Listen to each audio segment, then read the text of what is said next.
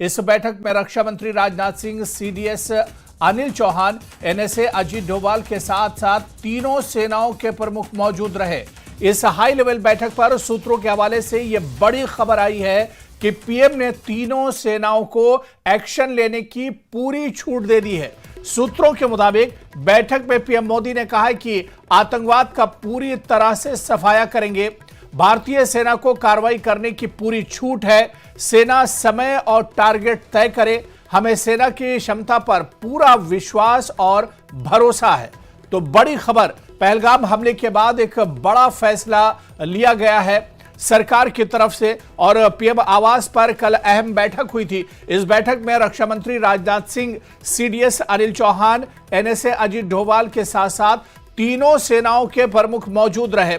इस high level बैठक पर सूत्रों के हवाले से यह बड़ी खबर आई है कि प्रधानमंत्री ने तीनों सेनाओं को एक्शन लेने की पूरी छूट दे दी है। सूत्रों के मुताबिक बैठक में पीएम मोदी ने कहा कि आतंकवाद का पूरी तरह से सफाया किया जाए, आतंकवाद को नेस्तो नाबूद किया जाए। भारतीय सेना को कार्रवाई करने की पूरी छूट है। सेना समय और टारगेट तय करे। हमें सेना की क्षमता और पर पूरा विश्वास और भरोसा है।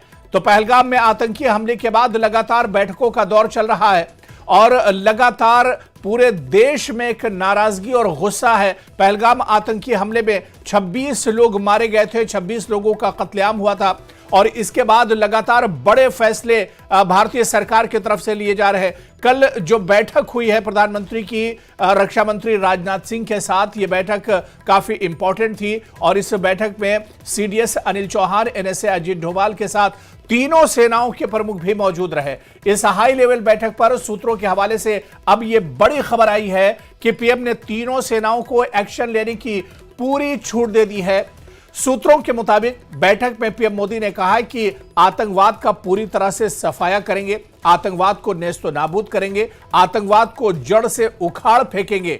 जो भी अब आतंक के आका होंगे उन्हें बख्शा नहीं जाएगा। जो आतंकी होंगे अब उन्हें करारा जवाब दिया जाएगा।